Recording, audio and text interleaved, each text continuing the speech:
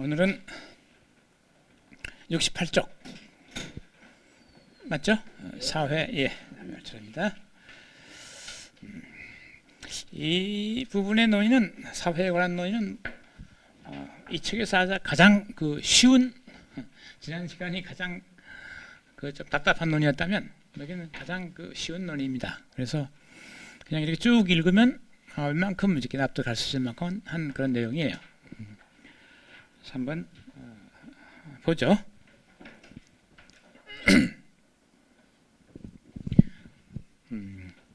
존재론적 문제에 대한 극히 추상적인 고찰에 이어서 이제 우리는 인간의 현존에 관한 문제, 즉 특히 사회라고 하는 문제로 돌아오게 됐다. 나는 여기서 사회라는 말을 흔히 쓰는 일상적인 의미로 사용할 뿐 그것이 취할 수 있는 다양한 형태, 즉 엄격한 의미에서의 이익 사회라든가 생활 공동체라든가 하는 것 같은 형태를 특별히 구별하지는 않을 것이다. 그래서 우리는 사회 일반의 문제를 다룰 것이다.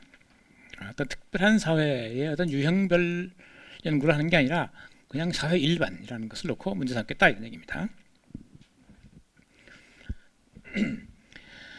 그런데 누군가는 일단 이러한 문제들이 어디까지나 실천적, 정치적, 경제적 문제이거나 또는 심지어 전략적 문제에 불과하다고 생각할지 모르겠다.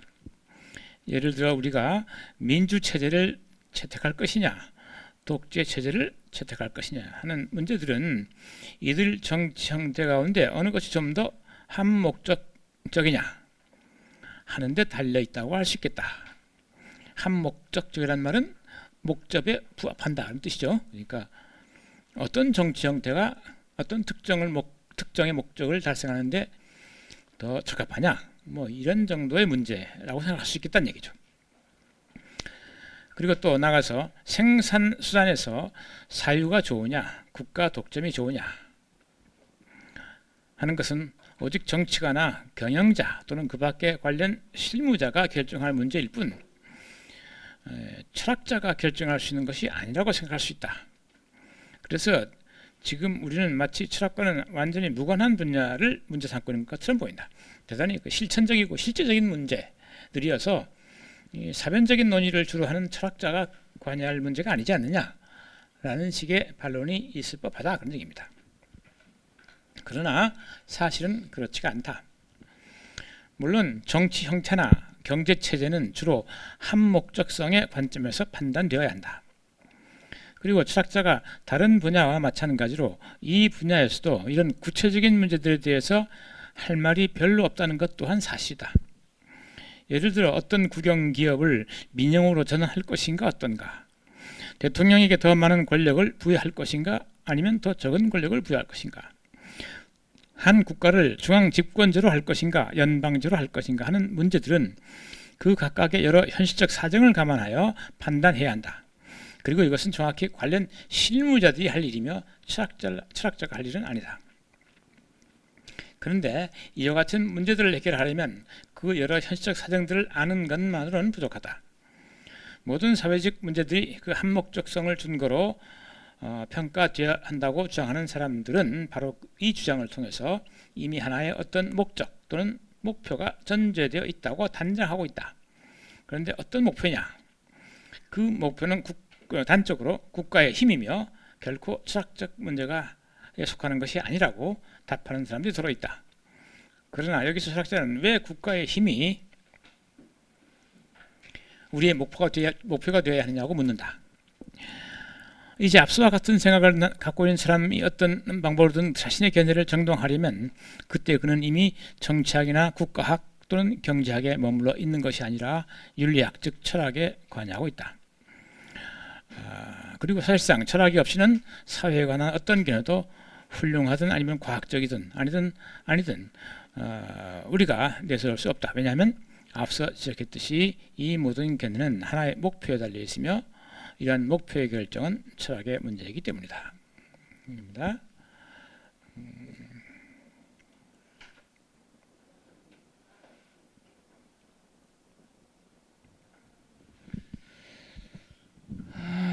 여기서 또 사실 그렇게 특별한 부연 설명할 부분은 없는 것 같은데 요즘 우리가 그 경제 성장이라는 말을 많이 해서 우리 경제학자 선생님이 계신데 국가의 목표가 경제 성장인 것처럼 보이죠. 우리나라 안 그렇습니까? 통치자의 최고 목표가 아닙니까? 어떻게 경제를 발전시킬 것이냐. 아무도 거기에 대해서 묻고 따지지 않아요. 왜 성장해야 되지? 근데 학생들은 그런 거 물어봐요. 그러니까 이렇게 사회생활을 하는 사람들은 그거 다 안 물어봐요. 그건 너무 당연한 그 하나의 과제다 말이죠. 국가가 성장해야 된다는 것. 그런데 이게 무작정 성장이 가능한 거냐라고 하는 물음을 한번 던져보세요. 불가능합니다. 왜냐하면 자원이 유한해요. 일단 자원이 뿐만 아니라 그 자원을 고갈시켜가는 가운데 동시에 뭐가 파괴되느냐? 생태계가 파괴돼요. 그래서 요즘 뭐 환경위기니 뭐 이런 말 나오는 거 아닙니까? 그러니까 무한 성장은 이미 불가능한 건데 그게 마치 아무런 문제가 안 되는 것처럼 이제 성장 일변도로 나간단 말이죠. 그러니까 이제 학생들은 그걸 물어봐요. 이 국가 성장이 지상 최대 목표인 것처럼 다들 모든 국가가 그렇게 나서는데 이게 과연 가능한 목표냐? 이렇게 묻죠. 그래서 요즘은 여기에 반하는 사람들은 뭐 탈성장을 말하기도 하고 뭐 지속 가능한 성장을 말하기도 합니다. 그래서 그것 때문에 논란이 생겨나죠. 그런 점에서 정치 밖에 있는 사람, 정치 정치하는 사람들, 여기서 말하는 실천가들과는 달리 공부하는 사람들이든가 연구하는 사람들은 이걸 심각하게 문제 삼긴 해요. 그런 점에서 탁상공론 비슷한 논의가 있게 되죠. 국가의 성장이라고 하는 것이 당연한 목표일 수 있는가라고 하는 그런 얘기입니다. 그런 점에서라면 어떤 윤리적 실천의 문제 또는 어떤 도덕적 어떤 그 가치의 문제를 같이 고려해야 되는 그런 상황에 빠지게 될 것이고 그렇다면 철학자가 논할 수 있는 문제다. 뭐 이런 얘기를 하고 싶어서 여기서 지금 사회를 문제 삼고 있습니다. 그 다음은 다음 패러그래프 가죠. 그 다음 문단입니다. 69쪽 위에서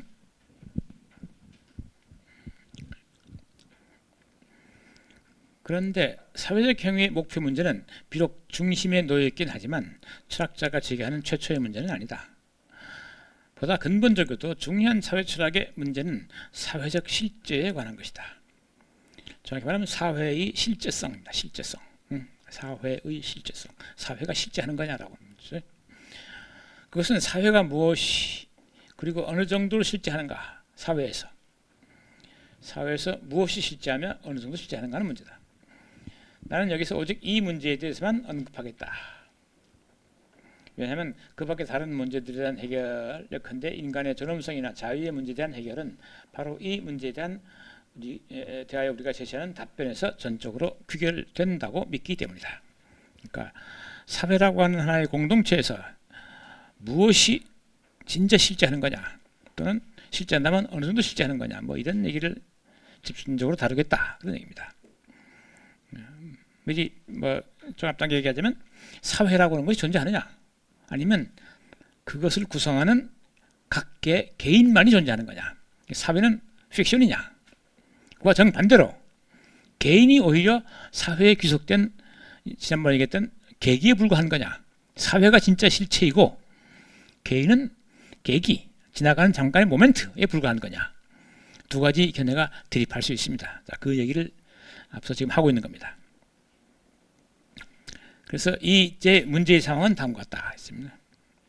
우리는 누구나 사회가 하나의 힘으로서만 즉 우리가 좋아하거나 싫어할 수 있어도 환상의 경우처럼 결코 간단히 무시해버릴 수는 없는 하나의 힘으로서 우리를 압박하고 있다고 느낀다.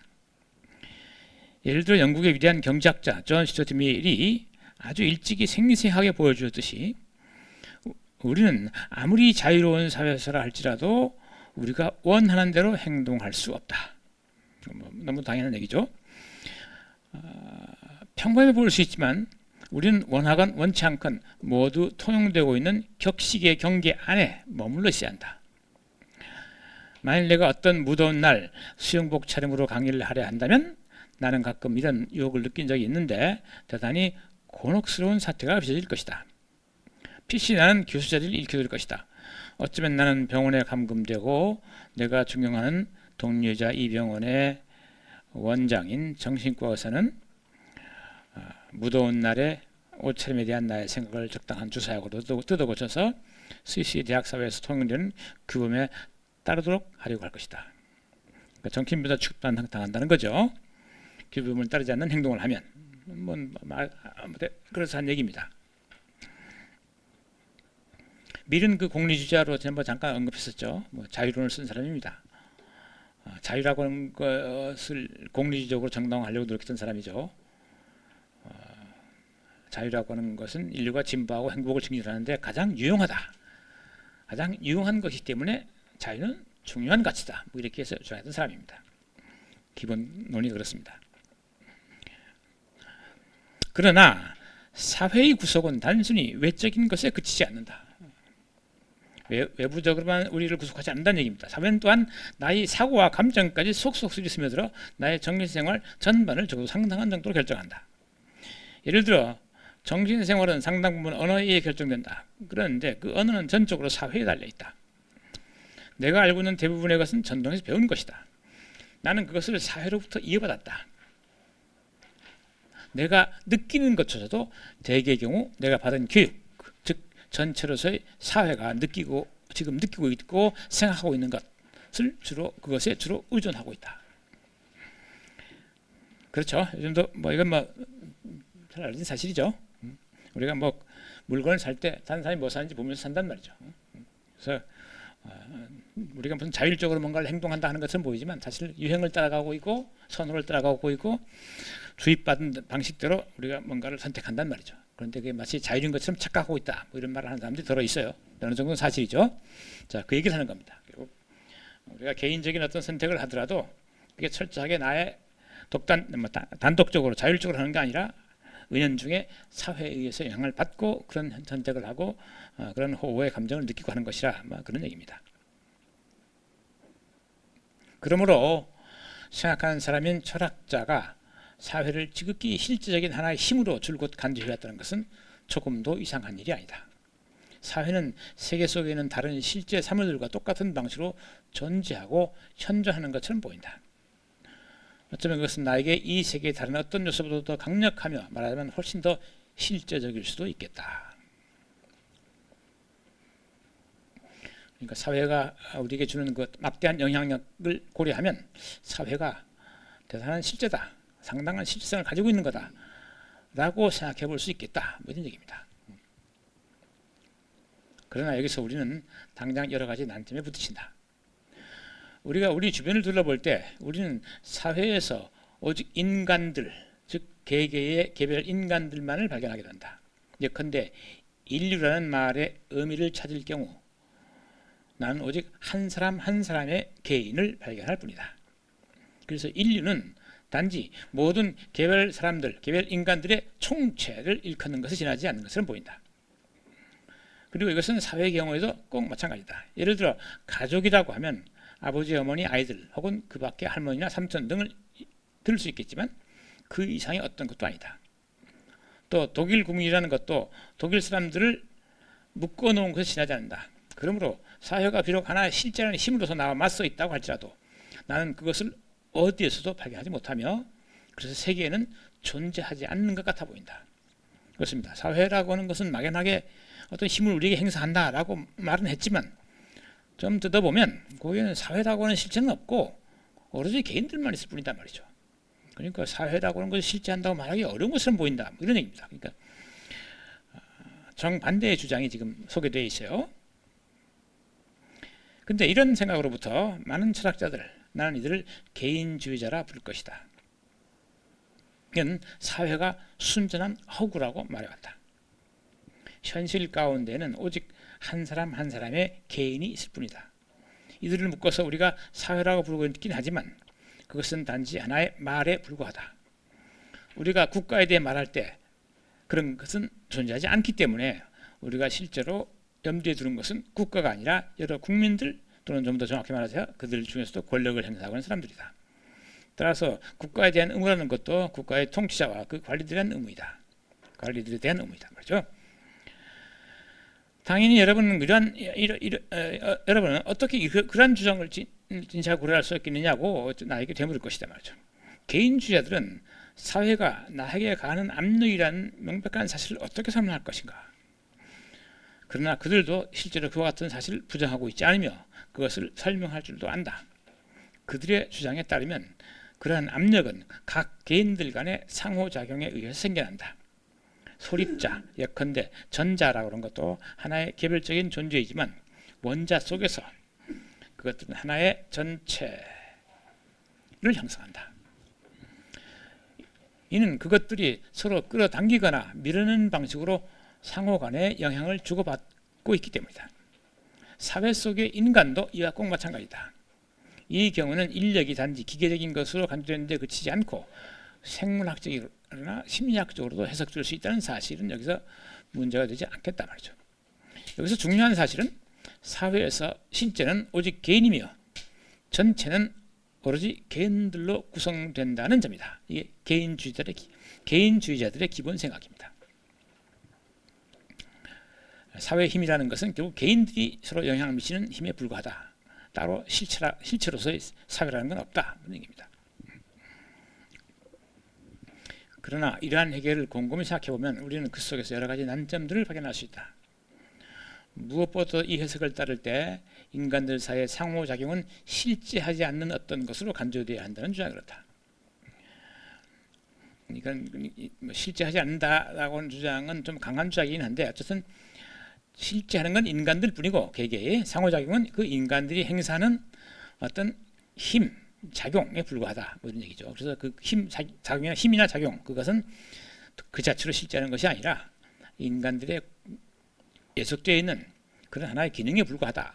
이런 주장입니다. 만일 개인주의자들이 한 작용을 실체하지 않는 것으로 생각한다면 그들은 사회가 오로지 개인만으로 실제하는 것으로 생각한다면 그들은 사회가 오로지 개인만으로 구성된다고 주장할 수 없을 것이다. 왜냐하면 그럴 경우 사회는 개인들과 온갖 종류의 다양한 관계로 구성되는 셈이 될 것이기 됩니다.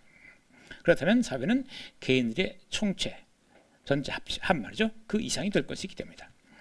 사실 하나의 원자만 하더라도 양자니 전자니 하는 것들과 같은 낱낱의 소립자들 전체 이상의 것이다. 그러니 사회는 더욱 그러지 않겠는가 말이죠. 그런데 어째서 이러한 관계들은 실제하는 것을 간주하지 않는 것인가? 이는 오직 개인주의가 특정한 범주론을 기초로 하고 있기 때문이다. 즉 개인주의자들은 오로지 세계 속에는 사물 곧 실체 이외에 낱낱의 실체 이외에 아무것도 없다고 믿는다. 그래서 그들은 그 밖의 모든 것들, 특히 여러 가지 관계들은 실제하지 않는다고 말하고 있는 거다 말이죠. 그러니까 개인주의자들이라고 하는 사람들의 그 전제론적 그 기초를 보면 거기는 개개의 실체만이 존재하는 거다라고 하는 전제론적 믿음이 있다는 겁니다. 그 밖의 모든 작용, 행위 이런 것들은 전부 다 그 실체가 가지는 속성에 불과하다 이런 거죠. 그래서 독자적인 존재가 아니다 말이죠.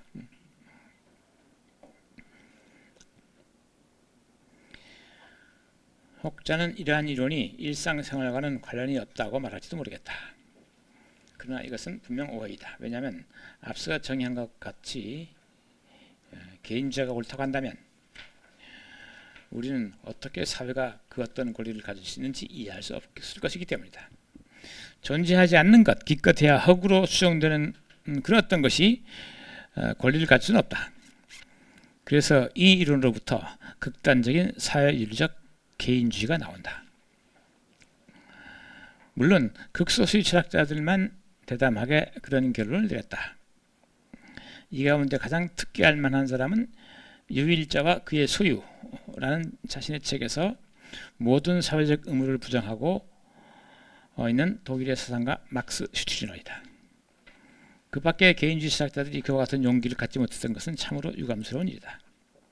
왜냐하면 내가 보기에 만약 누군가가 개인주의자라면 그래서 오직 개인만이 사회에 실체한다고 믿는다면 그는 또한 사회주의적 개인주의가 되어야 할 것이며 그 점에서 슈티리너는 옳았기 때문이다.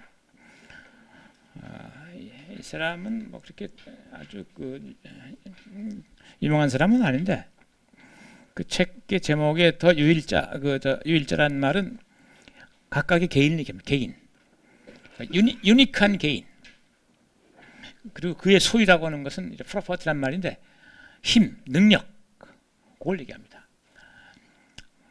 아주 독특한 한 사람의 개인과 그가 가진 능력, 그게 전부다. 존재하는 것 전부다 말이죠. 그 밖에 국가, 뭐 종교, 무슨 그 공동체를 이끌어가는 어떤 덕목, 그 전부 다 허구다 말이죠. 뭐 유령이라는 말씀입니다. 유령.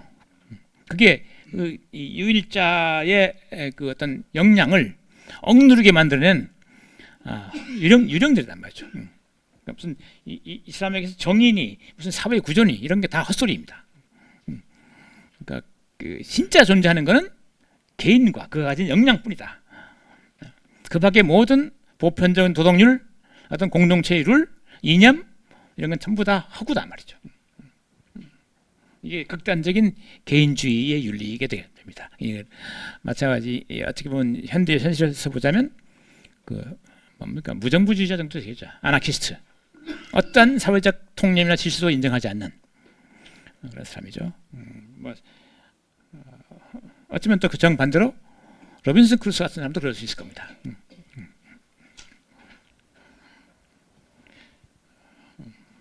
이런 얘기를 했던 사람이죠. 나중에 이 사람 얘기가 뭐 니체에게 영향을 준 거 아니냐라고 의심하는 사람도 있긴 있어요. 니체가 그러죠. 뭡니까 그 권력의 의지, 힘의 의지에서 모든 것은 힘의 의지, 타자를 억누르기 위해서 만드는 장치들이다. 진리가 어디 있는데 상대를 휘어잡기 위한, 상대를 껍박 죽게 하기 위한 그런 장치다, 도구다 말이죠. 그러니까 싸움의 그 도구다, 투쟁의 도구다, 제압의 도구다, 그런 얘기를 얘기하죠. 윤리 도덕 다 그런 거죠. 강자가 약자를, 또 약자가 강자를 제어하기 위한 장치들일 뿐이다.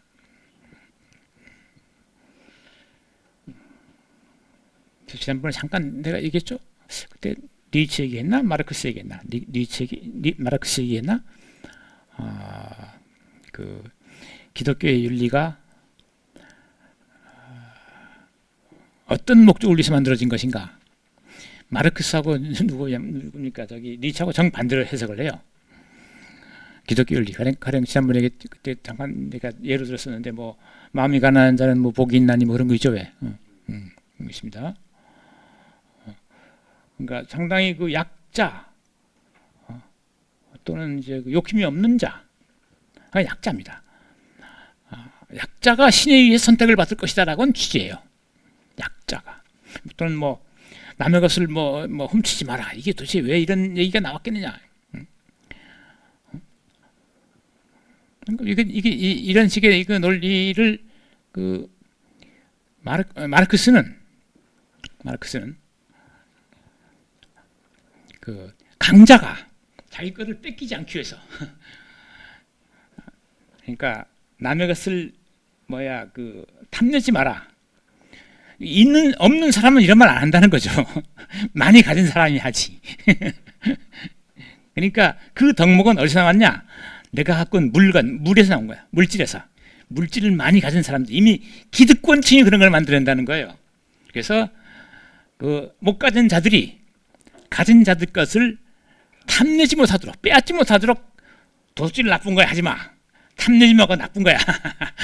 그러면 그 자기 이미 가진 것을 쉽게 지켜내겠죠. 그 사람들이 그거에 굴복한다면, 그 도덕률을 받아들인다면. 그런 식으로 마르크스는 기독교 윤리를 비판합니다. 그러니까 모든 관념은 어디서 나오느냐? 가진 데서 나온다. 어떤 물적 토대를 이미 기득권이 확보하고 있느냐? 거기서부터 모든 관념은 나온단 말이죠. 제 돈이 뭐냐 하는 게 다 그렇다는 거죠.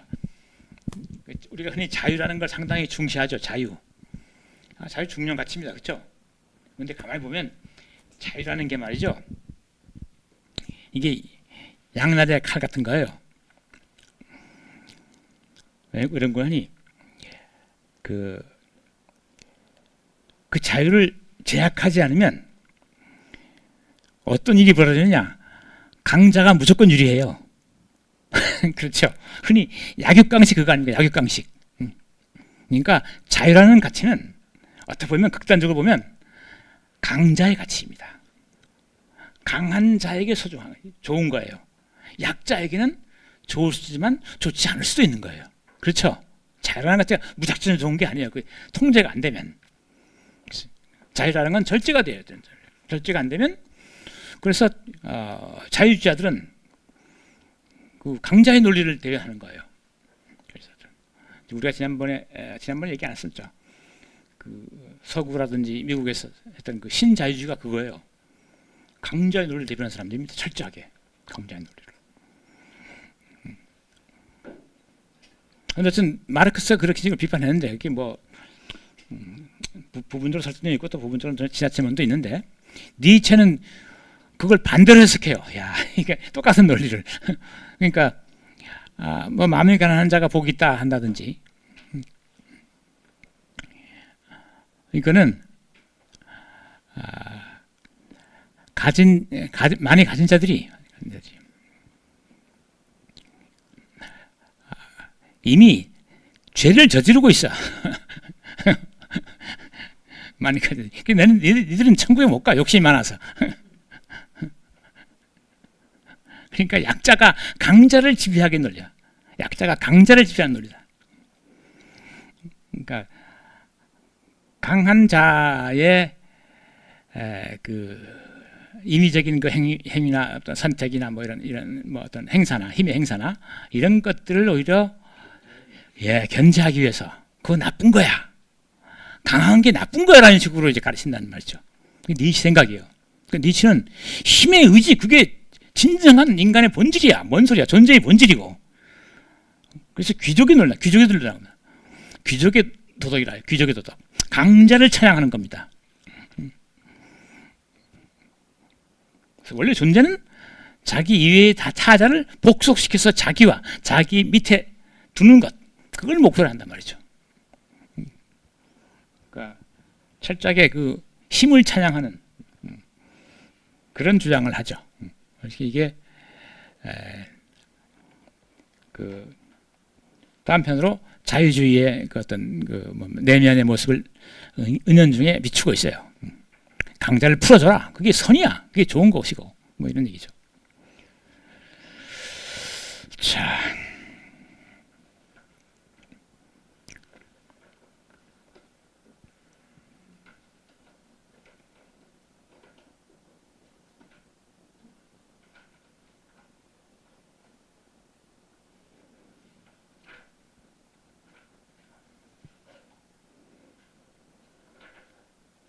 네, 그 다음은 72쪽 위에서 두 번째 줄이죠.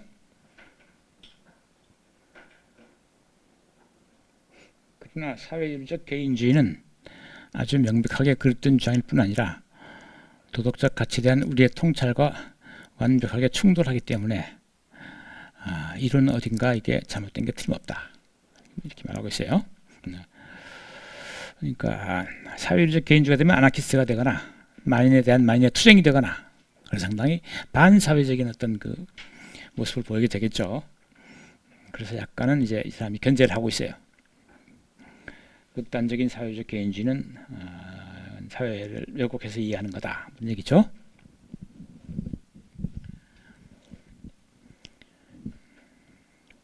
그리고 바로 이러한 이유 때문에 사회는 실제는 어떤 것이라고 하는 가정에서 출발하여 개인주의와 반대되는 이론을 세운 철학자들이 역사상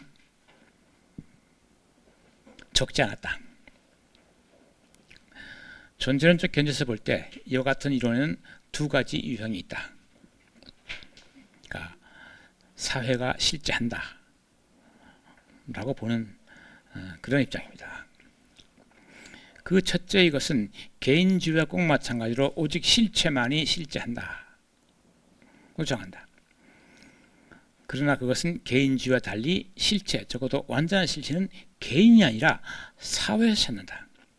그러니까 실체는 개인은 실체가 아니고 사회가 실체라는 겁니다.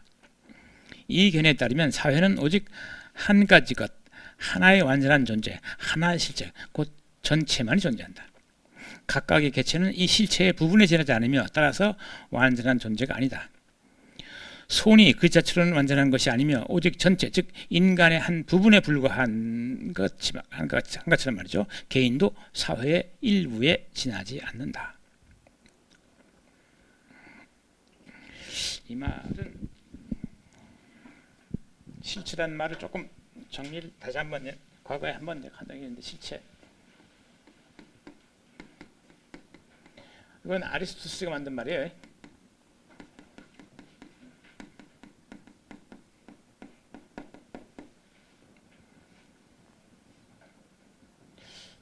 우리말로 번역하기가 뭐 좀 그런데 그냥 자존하는 존재. 그 의미를 잘 번역하면 자존하는, 스스로 존재하는 것. 자존하는 것 이렇게 합시다. 그러면 실체하고 또 뭐가 있냐면 이거 대비되는 범주가 속성이 속성. 실체 속성. 요거는 자존하지 못해요. 의존하는 거야. 의존해서 의존하는 존재. 표현이 좀 이상하지만 의존하는 겁니다. 이거는 아리스토텔레스가 존재론이라는 걸 하면서 처음에 형이상학이라는 책에서, 물론 형이상학이라는 말은 나중에 붙인 겁니다만은, 존재라는 말이 다 똑같지가 않은 것 같다. 존재하는 것들 가운데는 몇 가지로 구별해야 될 것 같다. 그러면서 하는 말이 스스로 존재하는 놈이 있고, 존재한다는 말에 스스로 존재하지 못하고 그 스스로 존재하는 놈에 의존해서 존재하는 게 있더라. 그래서 스스로 존재하는 놈은 실제로 존재하는 놈이라 해서 실체라 부르고, 의존해서 존재하는 놈은 속성 또는 성질이라고 불렀단 말이죠. 예, 속해 있단 말입니다. 속성, 속해 있는 성질, 그런 뜻이라고 이해하시면 됩니다. 그러니까 몇 차례 말씀드렸지만 요 펜이죠. 펜인데 이 펜은 이렇게 놔도 자기 동일성을 유지합니다. 정체성을. 내가 들어도 여기까지 똑같은 펜입니다. 이건 실체입니다. 스스로 존재해요. 그런데 여기에 칠해지는 색깔, 검은색. 검은색은 요 펜인가 아니 어떤 물체에 의지해서만 있을 수 있어요. 까만색이 그냥 허공에 떠다닐 수 없죠. 무언가의 까만색이죠. 그 무언가의 까만색일 때 그 까만색은 속성이고, 그 무언가는 뭡니까? 실체라는 거예요. 그 스스로 있단 말이에요. 그러면 색으로서의 요 까만색은 펜에 의지해야 되지만 펜은 까만색에 의지하지 않아요. 왜냐하면 펜은 반드시 까만색일 필요가 없어요. 하얀색일 수도 있고 노란색일 수도 있죠. 그러니까 그런 의미에서 펜 자체는 독자적이고 자존하고, 그죠? 그리고 이놈은 속성인 이 검은색은 의존한다, 이런 뜻입니다. 그래서 요거를 존재를 이해한 두 가지 의미로, 하나는 의존적 존재, 하나는 독자적 존재, 자존하는 존재. 그래서 요거를 가지고 이제 존재를 분석했어요. 그래서 이 표현을 빌어서 지금 우리가 사회라고 하는 문제를 얘기하고 있는데, 사회를 이걸 구성한 구성원은 개인입니다. 개인들이죠. 개별적인 인간들 말이죠. The individual. 개체, 개인. 근데 이걸 놓고 어느 쪽이 실제하냐는 논쟁을 지금 벌이고 있어요. 그렇죠? 그러면 어느 쪽을 실체로 볼 거냐? 어느 쪽을 자존하는 놈으로 볼 거냐? 개인주의자는 이걸 당연히 자존한 놈이에요. 사회는 이걸 통해서 구성된 놈이에요. 반대로 사회가 실체다 보는 사람도 있어요. 이게 실체다. 이거는 이 실체의 부분적인 표현에 불과하다. 개인은 이렇게 보는 사람도 있어요. 그래서 그 중에 하나가 지금 방금 말한 사회 자체를 실체로 보는 개인이 아니라 사람들이 얘기를 했어요. 그러니까 왜 지난번에 내가 장미꽃 얘기했는데, 이렇게 뭡니까? 도토리. 아리스토텔레스가 들었던 예예요. 도토리가 이게 땅에 떨어져서 나서 싹을 틔우고 결국 나중에 참나무로 큽니다. 그죠? 자라가죠. 하나의 변화 과정이죠. 이 도토리가 이렇게 가다가 이렇게 싹을 틔웠다고 하는 이 사태 하나만 이렇게 집중해서 이걸 딱 띄어내면 요 새싹을 틔운 도토리 씨앗의 의미가 전체에 드러나지 않는다는 거예요. 전체적인 의미는, 전체적인 존재의 의의는 이 과정 전체, 그리고 그 목표는 뭡니까? 참나무라고 하는 이 과정 전체를 놓고 하나의 부분으로 이해할 때 가장 잘 이해할 수 있다. 그 의미가 온전히 드러난다. 이런 얘기를 해요. 이게 이제 바로 그 다음에 할 얘기인데, 그러니까 전체라고 하는 과정 속에서 비로소 그 어떤 특정한 계기가 의미를 갖는단 말이죠.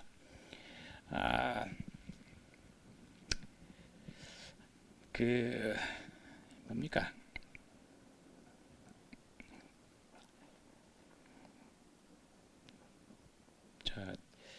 교통 도로 이렇게 가다가 차선이 없어지죠. 없어지면 수학적으로 계산해 보면 속도가 죽지 않고도 통과할 수 있는데 속도가 죽어요. 그래서 다들 조심해서 지나갑니다. 그러니까 수학적 계산에서 보자면 개체 하나하나의 특성이 살아 있어야 되는데 이렇게 차선을 줄면서 그게 개체 하나의 특성이 사라져 버려요. 동일한 속도를 유지하지 못한다 그거죠. 왜 이런 일이 날까? 왜 이런 일이? 그러니까 개체에서 없던 성질이 왜 이렇게 모이면, 전체가 모이면 특정한 성질이 생겨날까? 그러니까 전체라는 게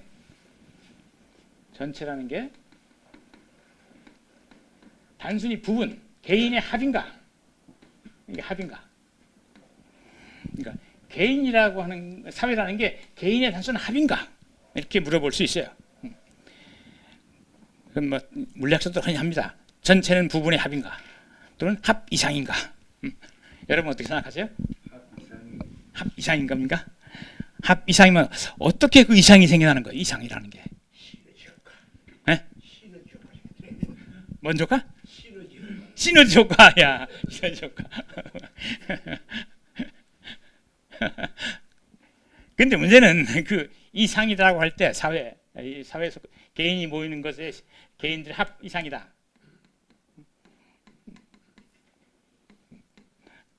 이게 어떻게 생겨나는 거야 이게 뭐 시너지 효과든 뭐든 간에 이게 진짜 존재하는 거는 개인밖에 없다면 단순 합이면 마치 수학적 산수의 합처럼 1에서 10까지 더하면 뭐 얼마가 나오듯이 그거 나와야지 왜 그 이상의 어떤 값이 솟아나느냐 말이죠. 이게 뭐냐? 이걸 놓고 이거 현대에 와서 이런 논의를 하는 전체 부분과 관련 논의인데 이게 근대의 18세기, 19세기 문명에서는 이 이상이다라고 하는 것이 실체에 속하는 것으로 봤어요. 사회라고 하는 실체 자체가 있어서 이것이 빚어내는 힘이다 말이죠. 그러니까 사회라고 하는 것은 단순한 개인의 합이 아니라 그 이전에 먼저 선행하는 존재이고 개인은 그것들의 사회라고 하는 실체의 자기 표현의 어떤 계기들에 불과하다. 그래서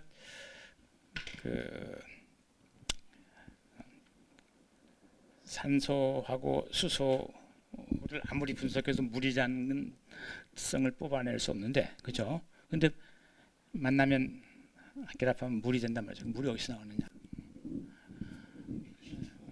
그러니까 거기서 H라고 하는 수소와 산소가 먼저냐, 물이 먼저냐 한번 생각해 보세요. 물이 먼저인가, 산소와 수소가 먼저인가?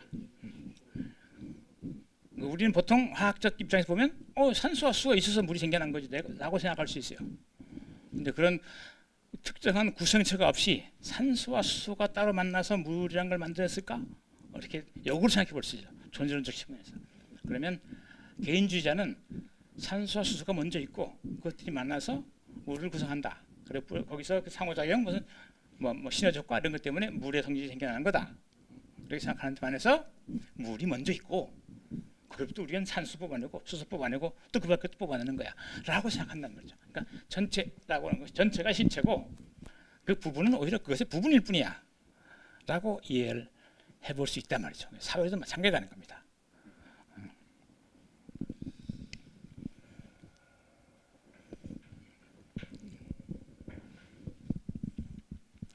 그래서 그 첫 번째 이제 그러니까 전체만이 오히려 실체이고 부분은 그 전체의 표현에 불과하다라고 하는 주장을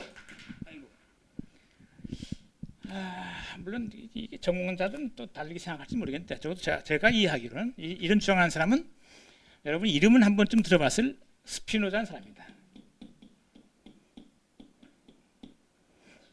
이름을 들어봤죠? 스피노자. 예, 뭐 철학에 좀 관심 있으면 들어봤을 겁니다. 예. 이제 원래 유대인이었는데 이상한 주장했다고 해서 파문당해서 그래서 그 화란 네덜란드로 이제 이주를 하죠. 그러니까 유대인의 그 공동체에서 쫓겨나서 그 당시도 그 18세기도 요즘도 마찬가지지만 그 화란이라는 동네가 네덜란드라는 동네가 유럽에서 가장 개방적인 가장 자유롭고 예 그렇습니다. 거기도 가서 이제 뭐 안경을 갖고 살았다 그러는데 이 사람의 기본 주장이 그렇습니다. 내가 한번 지난번에 신 얘기하면서 잠깐 언급한 것 같은데, 그러니까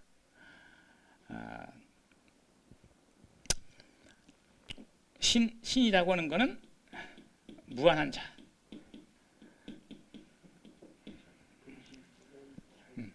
무한자. 한게 없다. 무한자라는 건 우리말로 풀면 이거 써지네 이것도.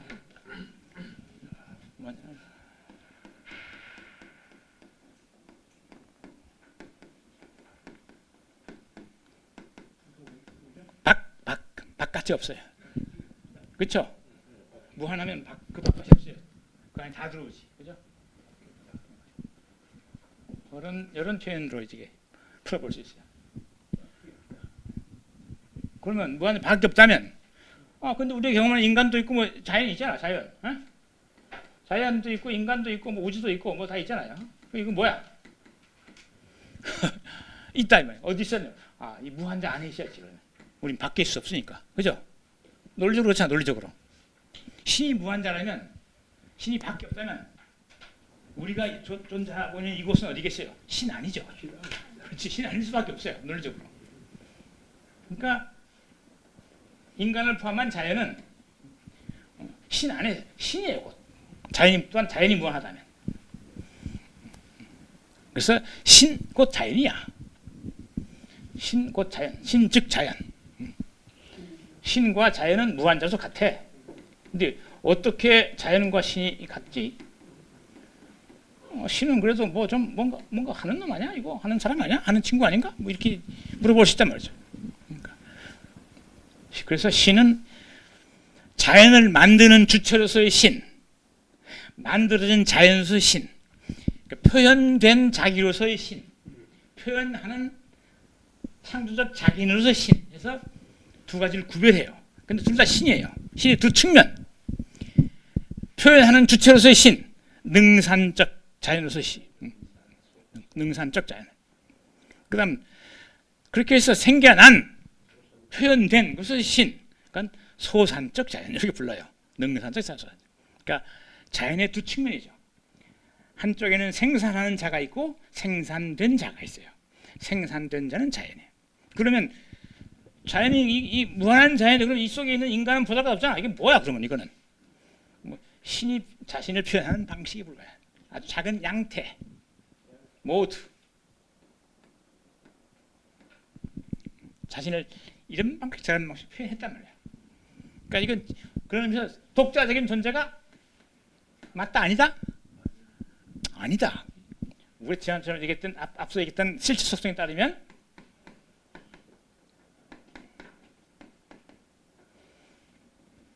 인간은 이런 거는 여기에 속한단 말이에요. 신은 실체고. 그러니까 신은 전체로서의 완전한 존재고 거기에 붙어 있는 다양한 자연의 존재들은 그것들의 표현인 속성에 속한다. 자존적인 존재가 아니다. 그 말을 합니다. 자존적이지 않다. 이런 식으로 이해했던 사람이 이제 스피노자다. 우리가 이렇게 말할 수 있다. 그 얘기를 하고 싶은 겁니다.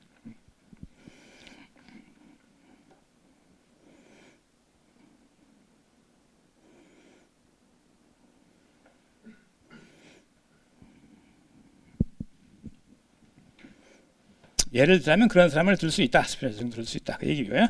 그 다음 전체가 실체다. 인간은 그 부분에 불과하다. 뭐 이런 얘기를 하는 사람들이 있는데 굳이 예를 들자면 스피노자 같은 사람을 예로 들 수 있겠다. 뭐 그런 얘기입니다. 그 다음 그 밑으로 가서 사회를 실제하는 것으로 보는 또는 전체를 실제하는 것은 또 하나의 이론은 이와 반대되는 범죄론을 전제하면서도 유사한 결론을 이른다. 자, 범죄론 쪽 입장은 다른데 결론은 비슷하다. 그런 얘기입니다. 그것은 사실상 단 하나의 범주, 하나의 실제, 곧 관계들만이 존재하고 한다고 가정한다. 지난번 논의에서 지적했듯이 이때 인간과 같은 실체들은 여러 가지 관계들로 구성되는 것으로 간주된다. 그것들은 오직 이들 관계에 힘입어 비로소 지금의 그것들로 있다. 말하자면 그것들은 여러 관계들의 묶음이다. 그러나 그렇다고 하면 사회는 참된 전체로 간주될 수 있고 또 마땅히 그래야 할 것이다. 따라서 이 경우에 사회적 관계에 의해 구성되는 개인은 첫째 유형의 이론에서보다도 훨씬 더 종속적인 어떤 것, 사회보다 비실질적인 어떤 것으로 나타난다. 이러한 이론의 창시자인 헤겔은 참되는 것은 전체다라는 말을 남겼다. 여기서 참되이라는 표현은 대충 실제적, 실체적, 즉자 전립적이라는 말이다. 그러니까 전체라고 하는 것이 실제적이고 즉자 전립적, 즉 자존적이다 말이죠. 헤겔과 그의 학도들은 따르면 인간은 이 사회의 변증법적 계기일 뿐 그 이상의 아무것도 아니다.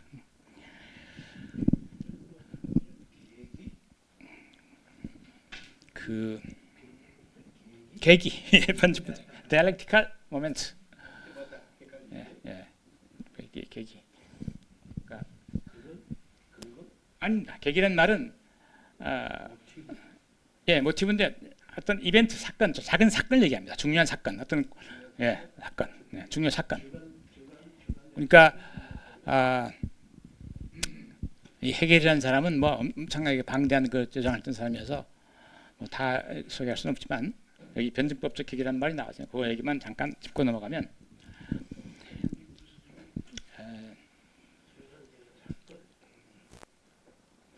헤겔은 어떤 식의 생각을 갖고 있냐니까 당장 가장 간단하게 얘기하면 세계가 인간과 어떤 세계가 끊임없이 뭔가를 향해 움직이고 있다. 변화하고 있다 말이죠. 역동적으로. 끊임없는 변화 속에 있다라고 하는데 일단 꽂혀요. 그런데 이런 생각은 그 이전의 사람들의 생각에 따르면 존재하는 것 중에는 불변하는 것들이 있고 본질, 뭐 실체 이런 것들이 있고 말이죠. 그놈들이 다양한 활동을 벌이면서 변화를 이룬 것이고 그놈 자체는 변하지 않는다 생각했어요. 이건 우리가 상식적으로 해보면 나는 어제의 나나 오늘의 나나 또는 그제의 나나 똑같아. 다만 다른 행동을 하고 있을 뿐이야. 어제는 내가 찻집에 가서 차를 마셨고 오늘은 여기 가서 강의를 듣고 있어. 내일은 내가 등산을 갈 거야. 그때 그 나는 다 똑같아. 다만 행동이 다를 뿐이지. 이렇게 생각할 수 있죠. 그런데 이 헤겔 논리는 뭐냐니까 그걸 뒤집어요. 그렇게 변하지 않은 건 없어. 다 변하고 있어. 그러면 어제의 행동의 그 변화가 오늘로 이어지고 그 변화가 또 내일로 이어지는데 거기에 불변한 게 있을까 없을까? 그러면 변화가 이어지고 있는데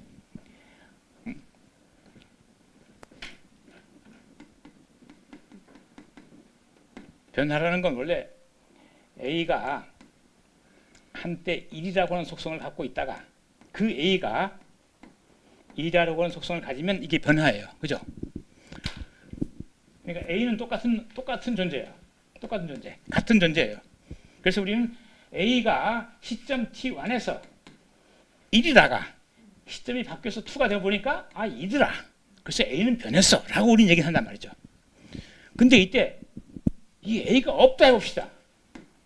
그럼 어떻게 해? 이게 변화인가 아닌가? A가 없어. 그냥 1이 있고 2가 있을 뿐이야. 이건 뭐예요 그러면? 그래, 이건 이런 걸 생성이라. 생성. 이거 변화라고 한다면 이건 생성이에요. 없으면 뭔가 여기서 뭔가 있고, 그다음 여기서 다른 뭔가 있고 또 생성이 있고.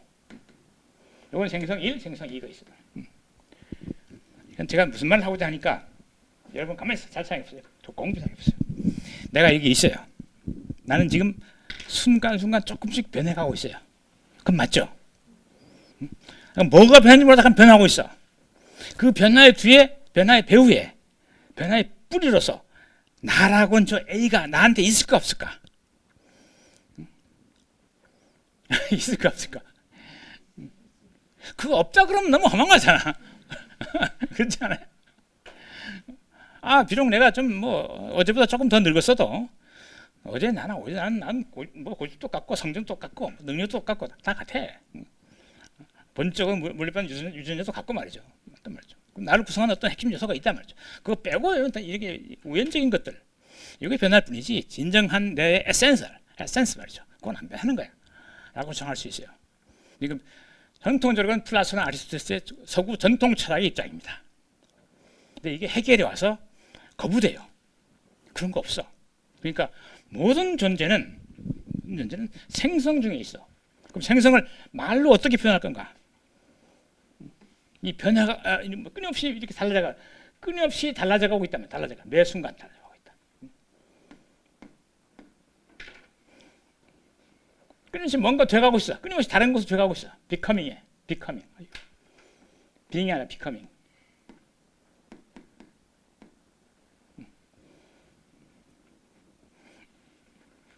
그럼 이거 말로 어떻게 표현할 거냐?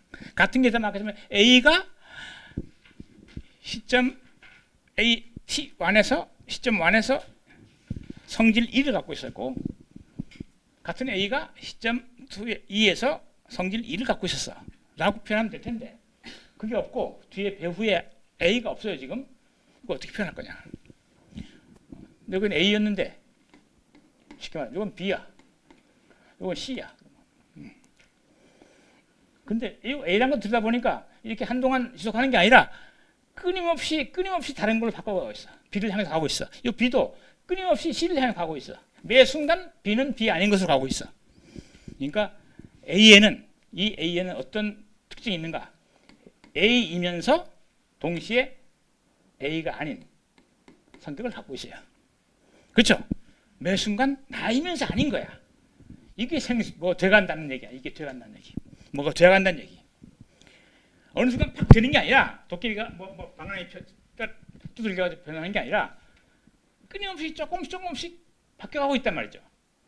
그때 그 상황을 한 칸 딱 자르면 어떻게 나오냐? A이면서 A 아닌 것. 이해했어요? 그렇게 표현할 수 있겠죠. 이게 바로 해겔이 말하는 모순입니다. 모순. A와 not A가 부딪히고 있단 말이야. 이 논리가 변한다, 생성한다는 걸 지금 붙잡는 논리예요. 정통의 동일성 논리는 붙잡지 못하고 이걸 붙잡기 위해서는 변증법을 써야 된다. 모든 존재는 매 순간 생성 속에 있다. 그러면 그거는 매 순간 A이면서 not A. 인간의 표현은 나이면서 나 아닌 존재로 끊임없이 가고 있어요. 이게 이런 존재를 변증법적 계기, 이 과정 중에서. 그래서 이놈이 그래서 가면 나한테 충돌하면서 뭐로 간다? 그 다음은 B로 가요. B로 가면 또 이놈은 뭐예요? 그놈과 그놈 아닌 것. not B. 그렇죠? 이렇게 가요. 이거 정, 반, 합 아니에요. 그죠? 이놈은 또 가면 또 마찬가지. 똑같은 게 반복되는 거예요. 이 과정을 끊임없이 반복해 간단 말이죠. 그 요 하나는 과정 중에 있는 모멘트로서 역할은 하지만 독자적인 존재가 아니라 이 과정의 일부분일 뿐이에요. 이 생성 과정의 일부분일 뿐이단 말이죠.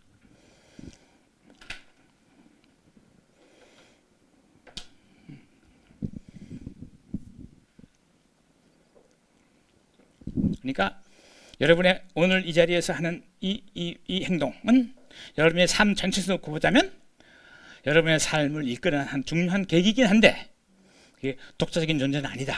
그 과정 속에서 이해되어야 된다. 뭐 이런 얘기를 할 수 있겠죠.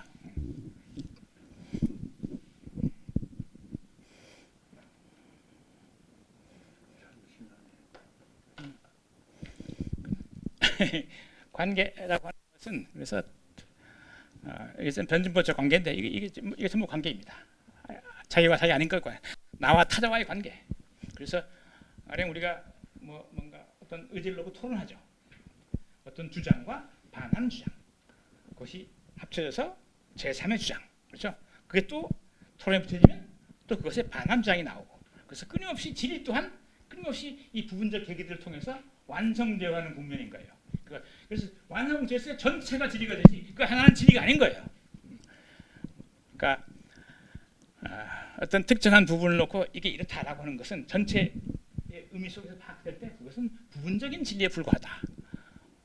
전체가 진리다라고 하는 건 그런 의미입니다. 그래서 제가 사회 속에서 개인이 의미를 갖는 것은 전체라고 하는 어떤 역사 속에서 그것이 구현하는 계기로서의 의미를 가질 뿐이지 그것이 이 전체의 그 프로세스를 떠나서는 의미가 없다. 의미를 좀 살리기 어렵다. 뭐 그런 얘기를 하고 있습니다. 죄송한데. 예. 그럼 여기 어떻게 그 공산주의가 해결의 변정법을 가지고 자기 이론을 펼치죠? 그거는 되는 거예요. 그거는 그 역사 발전 이론 전부 한번 잠깐 얘기 안 했던가? 그 이거는 요런 식의 논리가 역사에 적용된 겁니다. 역사에 적용된 거. 그러니까 원시 공산 사회인가요? 그렇죠? 이거 들어보셨죠? 원시 공산. 그러니까 가장 공산 사회는 가장 원초적인 사회 인간 사회 정치 유형이에요. 여기서부터 이제 노예제가 등장하죠. 그러니까 노예제라는 게 원시 공산 사회가 가지고 있는 구조의 내부로부터 나온 거예요. 그러면 노예제가 나오고 그다음 노예제가 다시 이거부터 뭡니까? 봉건으로 가죠. 봉건 사회로 가고 그다음은 자본주의로 가고 자본주의로 가고.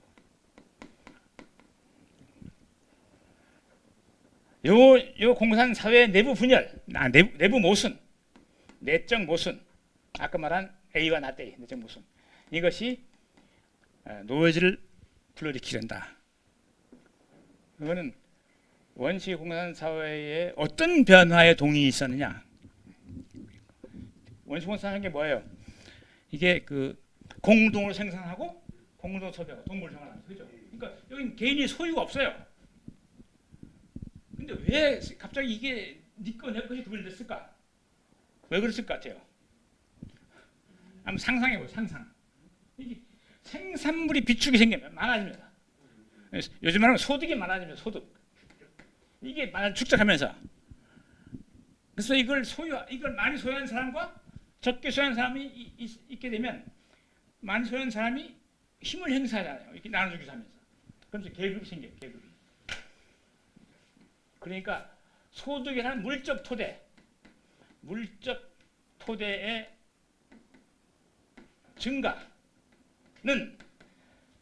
그런 물적 토대의 증가 이전에 그 물적 토대에 기초하고 있던 공산사회라고 하는 제도, 이념, 누구나 똑같이 쓰고 똑같이 벌고 나눠 쓰는 거라고 하는 이념이 물적 토대의 증거를 말마 이렇게 부서져 내려요. 더 이상 공동으로 소유할 수 없어. 이거 네가 내 거야. 이건 마 자식들아. 그래서 많이 가진 자가 물론 싸움하면서 이제 잡아와가지고 부족끼리 싸워가지고 이긴 쪽에서 진 쪽에 뭡니까 종족 구성원들을 잡아다가 일을 시키는 거죠. 물론 그리고 또 뭡니까 뭐죠? 그 물적 생산물을 착취하고 뭐야 전쟁 뭐라 그러네 노예. 그러면서 여기에 귀족이 생겨나죠. 힘 있는 자들.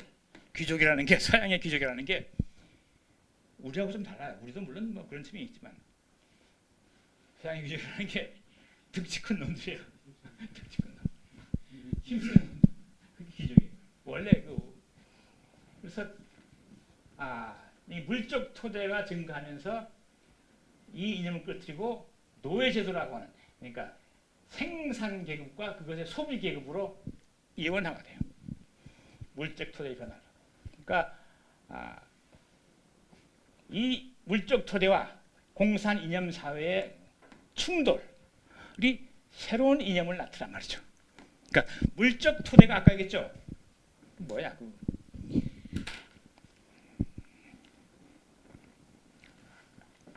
아까 마르크스 얘기하면서 내가 뭐라 그랬죠? 도둑질하지 마라. 라고 한 기독교 윤리 덕목이 어떻게 생겨났을까? 가진 자가 보다 안전하게 자기 거를 지키기 위해서. 그래서 그 도둑질하는 건 나쁜 거야. 내가 많이 가졌다고 시샘하지 마라. 그건 나쁜 짓이야. 라고 하면 그런 것보다 해서 시샘 안 한단 말이죠. 그러니까 내가 뭔가 특별히 무슨 물리적으로 경계 않더라도 도덕적으로 훈육시켜서 나의 것을 안전하게 지킬 수 있단 말이죠. 그 덕목은 어디서 나온 거다? 물적 토대에서 나온 겁니다.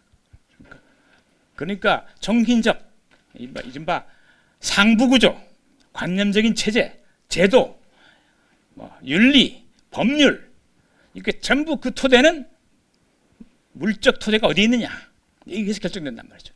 그래서 그게 나중에 생산 방식이 달라져서 발전하면서 생산량이 증가하면 그것에 기초하던 상부 구조가 더 이상 지탱하지 못하고 무너져요. 그러면 바뀌는 겁니다. 이렇게 바뀌는 거예요. 또 이제 또 하나만 더 해주면 여기도 마찬가지예요. 이 봉건 사회가 무너진 이유, 자본주의로 가는 이유. 이거 봉건 사회 후반기에 여러분이 넥스트 잠깐 얘기했는데 뭡니까 십자군 하면서 이렇게 약탈하고 그때 십자군 따라다니는 상인들이 있어요. 장사꾼들. 그 사람들이 그렇죠. 돈을 벌어요. 돈을 벌어서 신흥 계급으로 등장해요. 그게 부르주아입니다. 그러니까 근데 이 장사꾼들은 상당히 영리한 사람들이에요. 교육도 받고. 왜냐하면 장사꾼은 장부를 써야 하기 때문에 계산해야 되고 기본적으로 교육을 받아야 돼요. 귀족은 글자를 못 읽었어요. 글을 못 읽었어요. 귀족은. 그 당시 십자군에 칼 들고 설친 친구들은 글도 몰랐어. 그 밑에서 회계하던 친구들 아니면 쫓아는 장사꾼은 똑똑했어요. 그래서 이게 이제 장사를 하는 가운데 부를 축적해요. 그러니까 이 축적이 봉건 사회를 무너뜨린 겁니다. 이 봉건 사회를 구성하던 농민들이 튀어나와서 다 장사할 거 아니에요. 저희가 좋단 말이지. 봉건 사회 무너지죠. 그러니까 이 봉건 사회를 지탱하던 봉건 영주와 농노의 계급적 제도가 양자를 지정해 놓은 계급 체제가 새로운 물적 토대를 가진 장사꾼들이 부흥하면서 그걸 무너뜨린단 말이에요. 내부적으로 모순이 일어난 거예요. 그러니까 자연스럽게 이들이 가진 것이 힘으로 이들의 가진 것을 힘으로 인정하는 자본주의로 갈 수밖에 없었단 말이죠. 필연, 역사의 필연이다. 역사의 필연이다. 그다음 자본주의는 어떻게 무너지죠?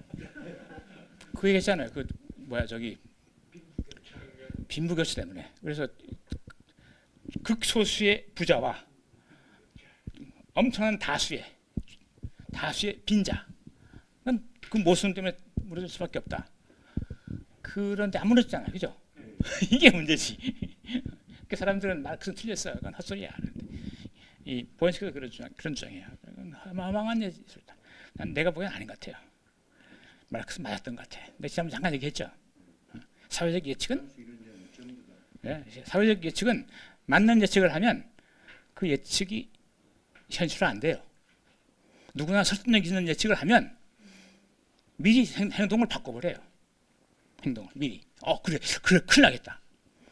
그래서 저쪽 북부 유럽, 특히 유럽 쪽이 구라파 요즘 말하면 유럽 그쪽이 훨씬 더 사회부당 제도가 잘 돼 있어요. 그렇잖아요, 그죠? 요즘 와서 문제가 됐지만 그렇죠. 요즘은 그게 또 여러 가지 문제가 되고 있지만 모든 제도는 선악이 없어요. 그러니까 적당히 유용하면 쓰다가 버리고 바꾸고 그래야지. 그건 뭐 무슨 신지 뭐 딴지 뭐 있으시 이거 우리 제도가 최고가 이럴 게 아니야. 어쨌든 그 사람들은 그래서 흔히 우리가 내가 저 고등학교 학부 다니고 이럴 때는 그쪽을 분홍색이라고 했어요. 분홍색이란 말이 빨강이는 아니고 빨간색은 공산주의고 빨강은 아니고 빨강색에 가깝다 해서 분홍색을 했어요. 유럽은. 그런데 그만큼 거기는 분배에 뭡니까 상당한 그 정책을 분배에 집중시켰죠. 그래서 뭐 10을 벌면 한 5좀 뺏어요. 그래서 그걸 정부에 갖다가 나중에 일무사 때문에 다시 한 5 돌려주는 거죠. 그래서 국가가 엄청나게 개입을 했죠. 개인의 자유를 침해하면서. 그래서 그건 이미 마르크스의 그 예언을 보고 놀래가지고 큰일 났어. 우리 나라가 큰일 나. 그래서 바꿨다는 거죠. 그래서 사회라는 게 참 사회주의라는 게 그래서 어느 한쪽을 극단적으로 이렇게 신봉하면 문제가 생기기 마련해요. 사람 사는 게. 그래서 양쪽을 다 고려해야지. 어쨌든 그런 얘기입니다. 그래서 그 역사 속에 변증적 그 구도가 작동하고 있었다. 스스로 내부 안에서 무엇이 생겨나서 그걸 갈라지고 그래서 또 다른 제3의 선택지로 가고 그게 또 다시 시장이 지나면서 또 그 안에 다른 과 반대 세력과 충돌하면서도 깨지고 그러니까 정반합의 그 구조를 역사 속에서 봤죠. 그래서 변증법적 발전의 역사 뭐 이런 말을 쓰는 거죠.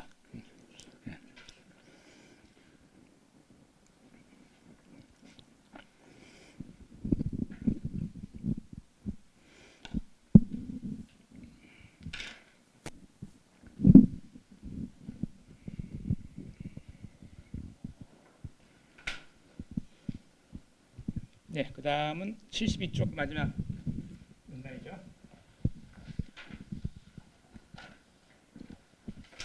이들 두 학설, 개인주의와 마찬가지로, 그러니까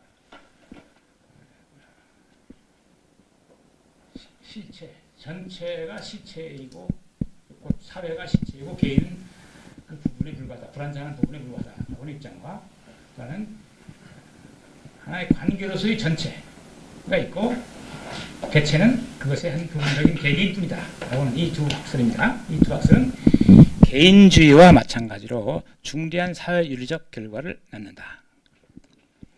왜냐하면 만일 사회가 유일하게 참된 실제, 즉 유일하게 완전한 존재이고 인간은 그것의 한 부분, 즉 계기에 불과하다고 한다면 그때 인간은 명백히 어떠한 개인적 권리도 가질 수 없을 것이기 때문이다. 왜냐하면 독자적인 존재, 자존적인 존재라고 볼 수 없기 때문이다. 그런 얘기입니다. 인간은 사회 안에서 그래서 사회에 의해서 그리고 사회를 위해 존재한다. 이것은 결국 사회윤리적 집산주의, 사실상 전체주의로 귀착된다. 이에 따르면 인간은 본질적으로 수단이며 사회가 유일한 목표로 존속한다. 사회 전체가 목표가 되고 개인은 그 사회 전체를 구현하는 하나의 계기적 수단에 불과하다는 얘기입니다. 물론 이를 부정하는 경우가 종종 있다. 유명한 소설 1984년의 저자 조지 오웰이죠. 오웰은 이 점을 아주 날카롭게 간파했다. 이 소설의 주인공은 고문을 받으면서 형리에게 독재자, 곧 위대한 형제, 빅브라더라고 등장하죠. 실제로 존재하는지 어떤지 묻는다. 그러자 그 형리는 그게 무슨 말이냐고 묻는다. 반문한단 말이죠. 그래서 주인공은 내가 존재하는 것처럼 그 역시 존재하는가라고 다시 묻는다. 그러니까 형리라는 게 존재하는가 말이죠. 너는 존재하지 않아. 개인은 존재하지 않으며 적어도 완전한 존재는 그에게 없다. 개인은 언제나 전체를 위한 하나의 도구 또는 수단으로 이용되고 무자들에게 착취당하지만 이는 마땅한 일이다. 그와 같은 계기, 그와 같은 비존재는 어떤 권리도 가질 수 없기 때문이다. 뭐 이건 조지 윌슨 소설에서 등장하는 디스토피아죠. 이게 19세기, 20세기 초반 1949년인가 쓴 소설인데 그 당시로는 이제 미래 공상과학 공상 소설이죠. 과학은 아니고 그 뭐 소문에 하면 뭐 스탈린이나 히틀러를 보고서 모델로 삼아 썼다 그러는데 빅브라더라고 하는 게 등장해요. 거기 보면. 근데 그 뭐 오세아니아인가 이름이 국가 이름이 가상의 국가입니다. 가상의 국가. 거기서는 뭐 모든 정보 지식이 전부 다 국가에 통제돼요. 국가. 여기서 그 내용, 기술 내용이면 당이 지배해요. 그리고 당을 구현하는 자가 대표하는 자가 이제 빅브라더예요. 최고의 독재자죠. 그렇게 돼 있어요. 근데 그 거리에다가 빅브라더가 너를 지켜보고 있어 이렇게 써 붙여요. 여기 시시하죠. 딴소리 하지 말라 이거예요. 이게 완전히 통제된 이제 공산 국가를 생각하세요. 그래서 그 사회에 있던 한 친구가 그게 답답하니까 약간 그 일탈 행위를 해요. 그 사귀지 말라는 애인도 사귀고 또 옆에 어떤 보니까 저 친구가 반체제 인상 같아. 반체제 인상인 것 같아. 나랑 동료야. 그래서 가서 얘기도 걸고 그러면 맞는 것 같아. 그래서 뭐 내밀한 얘기도 하고 야 이거 우리 살겠냐 못 살겠다 엎드려 붙까 뭐 이런 얘기도 하고 나중에 알고 보니 그놈이 비밀 경찰이었어요. 잡혀가 그래서 애인도 나중에 배반해버려. 아 저 새끼 나쁜 놈이라고 막. 그래서 고문당하지. 죽도록 두드려 맞고. 그러니까 이제 빅브라더의 명의야 막 이러니까 이 친구가 묻는 거예요. 빅브라더가 도대체 난 본 적도 없는데 그 실제 있는 거야? 어떤 사람이야? 뭐 이렇게 묻는단 말이죠. 막 존재할 자식아 당을 봐. 당이 그 빅브라더의 구현처야. 빅브라더가 구현돼 그쵸 나타난 게 당이라는 거죠. 파티, 정당, 요즘 공산당 그런 거 얘기한데. 그러니까 이제 이 친구가 다시 물어요. 아 그거 말고 나처럼 존재하냐? 이거 물어봐요 다시. 나처럼 존재하는 거야? 나처럼 개인으로서 존재하냐? 그 말을 물어봤던 거예요. 그러니까 뭐라 그랬게? 이 답이 그거예요. 넌 뭐 존재하지 않아 자식아. 네가 뭘 존재해? 당은 있고 넌 당의 부속품일 뿐이야 뭐 자식아. 네가 존재하기 뭘 존재해? 이런 반론인 거예요. 그러니까 개인은 존재하지 않는다. 전체가 있을 뿐이고 전체의 한 계기로 있을 뿐이다. 그렇죠?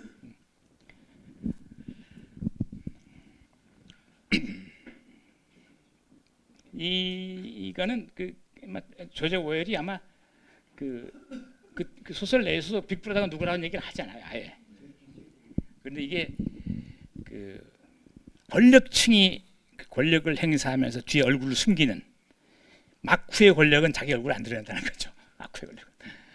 그래서 그거는 끊임없이 그런 식으로 인민 대중을 현혹시키면서 조종하고 통제하고 그러는 가운데 자기의 그 지배력을 영속화하는 그런 어떤 대명사로 빅브라더라는 말을 쓴 게 아닌가.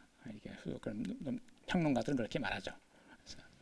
하지만 이거는 영구적으로 지속되는 사회의 모델은 없겠지만 모든 사회에 언뜻 나타나는 현상입니다.